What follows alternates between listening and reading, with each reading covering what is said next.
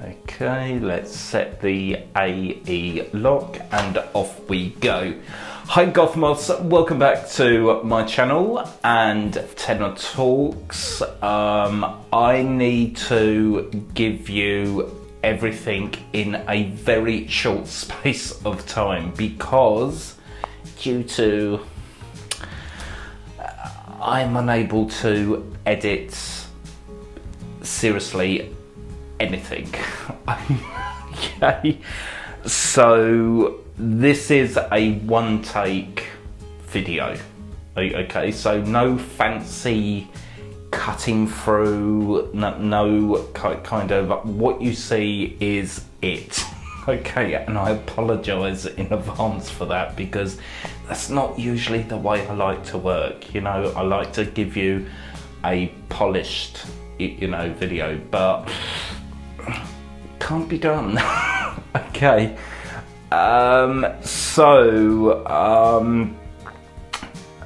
before I get onto that, because the two are interlinked, okay, I'm gonna be talking about why I had to take a break off YouTube.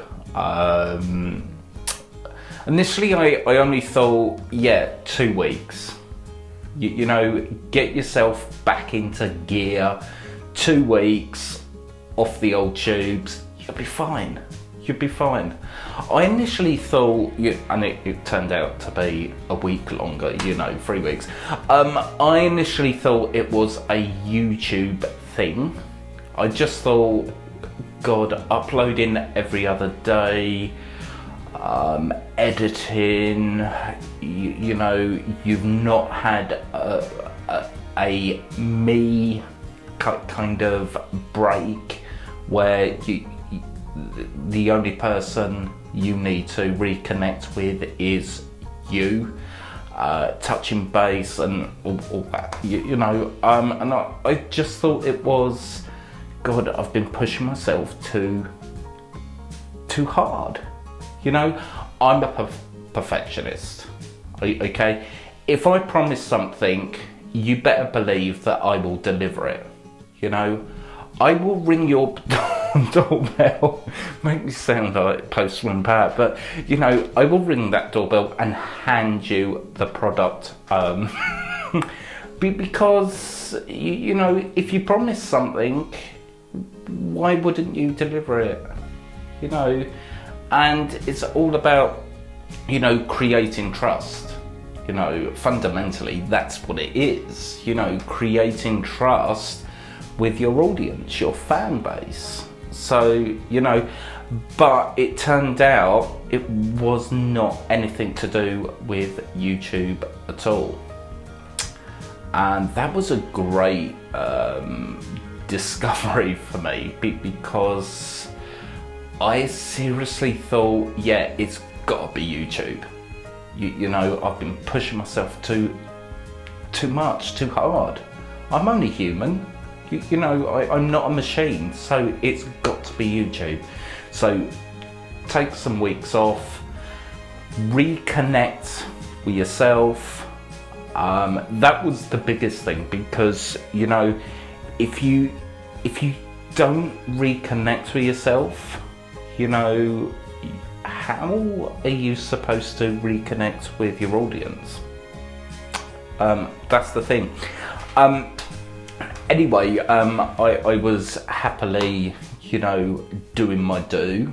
You know, watched a lot of box set DVD, which I enjoyed immensely, and I had like a lounge out kind of, you know, eating food that probably I shouldn't be eating, a lot of junk food, and you know, because I saw myself on holiday, you know, and that's probably what I would have done if I was able to get away. So I didn't feel too bad about that, but and you know, I wasn't feeling any better. I was getting more depressed, and I thought, I've cut the YouTube kind of reins here, so it's, and I'm not even thinking about YouTube, and I wasn't, you know, and I'm thinking, what? Anyway, to cut a long story short, where I live is right in the heart of the high street, okay? A gorgeous 1960 maisonette. Probably it started life as a normal house, but you know, over the years it's been modified into a 3-floor maisonette, and part of the reason I took it because it had character. Every goth's dream house, you know, you find that goths spend years and years, oh, if only, you know, we love all that, you know, and so it's got a bit of the old haunts, you know, it's quite haunted, things go bump in the night, and you know, I love all that, you know, it does not faze me at all. It only adds to the character, if I'm honest. And you know, I love all the Victorian features in the house, you know, the high ceilings, and it's totally character building. It's you know, I love all that in a property, so that was the reason I took it. But over the years, it has become a problem. So my maisonette is in the heart of the high street. Sounds quite romantic when when put like that, but it really isn't. You know, I'm right in the middle of this cluster of bars. Does it have to escalate into a full-blown fight? That's what happens here. You know, even if the police aren't required, it's a bit much, because say the fight lasts, I don't know, 40 minutes, okay? It is not going to be 40 minutes to burst, you know, you go that way, I go, because there's a lot of attitude, there's a lot of anger, you know, so it's not cut dry, you know, and I mean, I've seen things, you know, I won't mention, because that's not the purpose of this video, you know, but I have seen, you know, when was it, 2 weeks ago? Literally, so this fight was going on, either side got involved, I don't even know what it was about, but this guy, drunk, you know, drunk as you like, I think he had like a Budweiser bottle, you know, those small bottles. He found his nearest brick wall, smash, came for the guy on the ground. And I think that was the weekend when someone called the police, you know, because that was... And then on the other side, you've just got this annoyance from 3 or 4 motorcyclists, known only to these motorcyclists, that insist on using the high street as a dirt track. So they kind of circle the whole block, I suppose, of the high street, and keep revving, you know, their motorbike. And then they remind me so much of like Hell's Angels, you know, one sets off, then the other sets off, and so it's like a goldfish movement. You know, it's so annoying. It's so annoying when you have to be up at 6:30 and they're doing all this, you know, mechanical symphony at 1:30 in the morning, and you're thinking, oh, because you can't sleep through it. You know, it's not one of those noises that you can sleep through. Okay, so that's outside. Inside, I have not my direct neighbour, but his neighbour. We both have problems with him because he insists cranking his stereo amp kind of personal concerts up at cray level, you know. I mean, this is a Victorian property, okay? These walls are thick, so thick. So for me to hear his drum and bass kind of, it's absolutely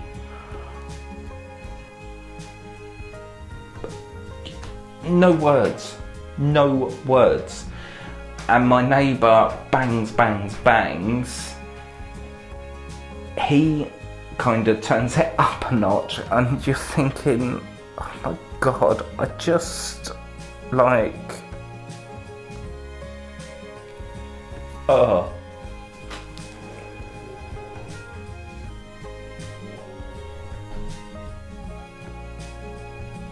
There'll be along the high street in a minute. And without me actually realising, this anxiety that I've been feeling, constantly on edge, constantly unable to relax, has crept up on me. So it wasn't that I was burnt out from YouTube. You know, if anything, YouTube inadvertently saved me from, you know, having a complete breakdown temporarily, you know. It's this, and I've gradually been getting more and more depressed, to the point where it has affected my health. Enter hand. Okay, so I had an epileptic fit on Tuesday, and yeah, scary business.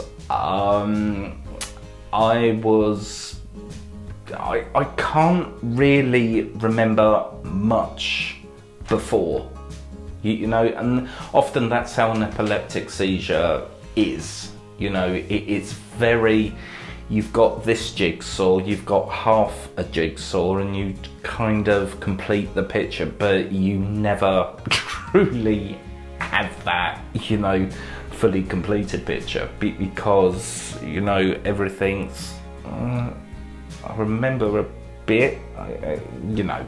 So I remember going into my lounge, and Goth Dog, my Bailey, was dancing dancing around, which is always, you know, a joy to see. But he got really close. Now, the last thing I would want to do is, you know, tread on him and hurt him. I'd rather hurt myself, you know. Quite ironic, that's what ended up happening. And that's all I remember. Okay, well, I had the epileptic fit. Unfortunately for me, where I had it was in front of a pane of glass. Okay, the main picturesque Victorian window. Okay, and because it is Victorian, we are talking of single pane, you know, no double glazing. You know, I don't know whether that's got anything to do with because it may be a listed building. I have no idea. But apparently, I got this from my housemate. I went like that, went back, and then I went forward again and reached out to steady myself, I guess. My hand went straight through this pane of glass, and this is the painful result.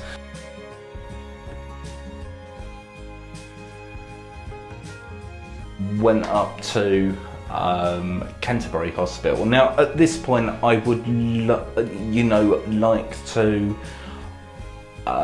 pay the NHS huge respect. Even before the pandemic, I hold a lot of respect for you guys. You guys are amazing. It is a very thankless job, and you guys are truly rad in my book. I saw, well, I saw too, you know, a technician called Ash, who was rad. Okay, he cleaned me up, he dressed me, held a bit of a conversation because he could see how kind of on edge I was. And now at that point I was just coming out, you know, with the most, oh my god, the most painful headache. It's like taking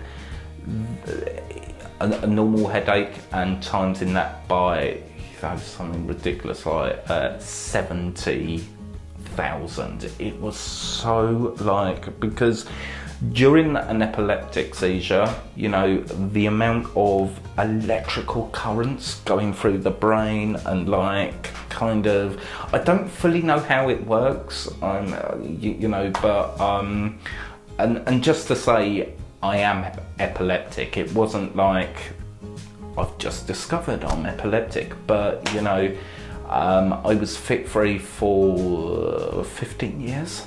So I suppose I can kiss my driving license goodbye. So I also saw the practitioner nurse who looked me over, and she did say, you know, you've not been drinking? No, I'm not a drinker. You have been taking your medication? Oh yeah. Always take it.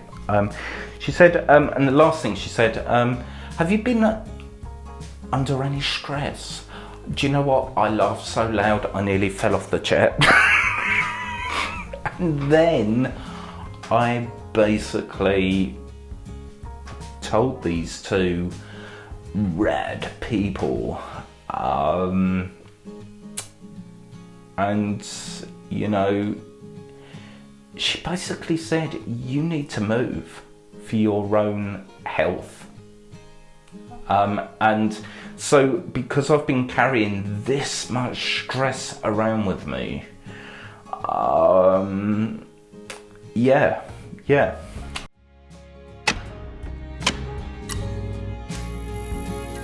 Okay guys, so that is about it actually for this Tenor Talks. I mean, was something crazy like 20 minutes into the video, so I think I will make a separate Q&A video once my dressing has come off from the nurse, the district nurse. She's taken it off and all that.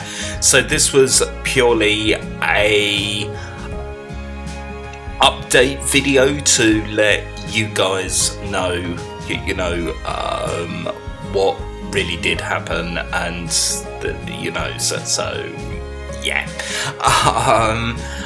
I will keep you guys updated and can't wait to be back with you real soon for some more reactions and that Q&A video. Thank you so much for your well wishes, support in the comment section. Really does mean a hell of a lot to me, and I will see you very soon. Bye.